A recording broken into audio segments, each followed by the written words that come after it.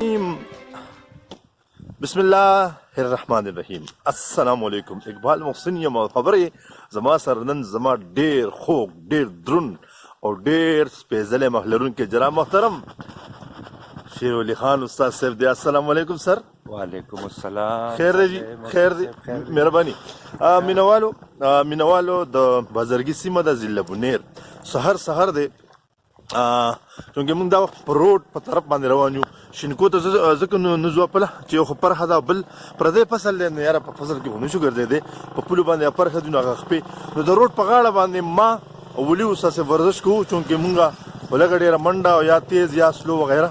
خو ولي صاحب ته مې زه سهار دی یو پیغام باندې مینوالو ته ورکو. اول دغه وضاحت هم کوم چې ولي استاد صاحب یو څو ورځې مخکې د ګورنمنټ های سکول جوړ نه چې کوم دی نو هغه ریټایر شوی دی. موږ یو ښوونځی کې چې کوم دی ملګرتیا کړې ده اوس هم کوو. بارکیف راځو ولي صاحب لا ولي استاد صاحب سهار دی د مرغو دغه سندرې اوازونه ماشاءالله څه به غواړي جي ډېره مزه کوي یار. بس به د سهار مال کې چې داسې د وخته راپاسې که نه او مونځو کې او بیا داسې دې شینکو طرف ته راوځي بالکل سر ډېره مزه کوي. نو مونږ دې ټول مینوالو ته وایو چې تاسو هم سهار وختي پاسئ بالکل او د دې سهار نه چې کوم دی دا خوندونه له مزه خوندونه څنګه چې مونږ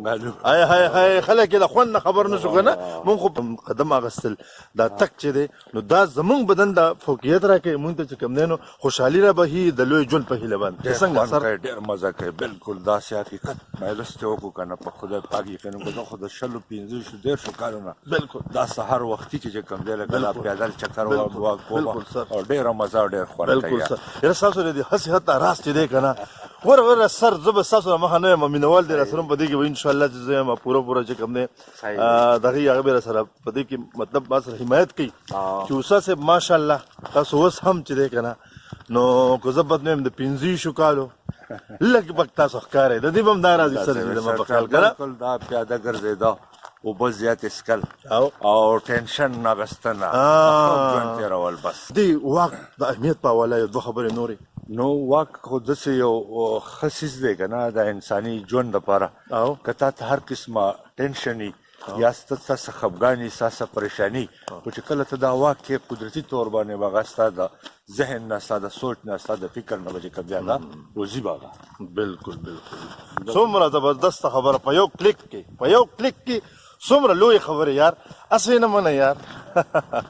ټینشن یې خو دا انساني ژوند دی دا انسان ته راځي خو ته به کوشش کوې داسې اکټیویټیز به کوې چې بای دغه سوچ دغه فکر ته د خپل دل او دماغ نه وباسې او همیشه لپاره مثبت سوچ کوه منفي سوچ مه کوه نو ژوند به دې ښایسته وي ژوند به دې کامیابۍ طرف ته روان او بالکل ډېرې خبرې نه کوو چونکې روان یار مونږ واک یاره ولي اوسه صاحب الله پاک درته زمونږ د ژوند ولګوه په سکول کې ډېر وخت تېر کوو انشاءالله راځئ به ملاقاتونو له مینوالو ډېر چپېره دغه شینکۍ دغه ښکلاګانې هر اغلاس وایي تاسو ته چې کوم دی نو هرکلی وایي نن سبا خو د سپرلي هغه موسم دی نو زه هم د دې نه فایده واخلئ د دې موقعو نه چې کوم دی نو مستفید شئ خوندونه ترې واخلئ چې پکې ګل شي ستا د غونډې ځنې شنه خالونه دا به بل په یوه خپرونه کې وي د رحمت شاه سهیل صاحب یوه سندره دا وه ګلزار عالم صاحب ویلي چې پکې ګل شي ستا د غونډې ځنې شنه خالونه هغې سپرلي ته انتظار وکړه چې ته اوربل خوروې زه پرې وشیندم ګلونه هغې سپرلي ته انتظار وکړه او وایي که نه چې هر مقصد په زړه چاودلو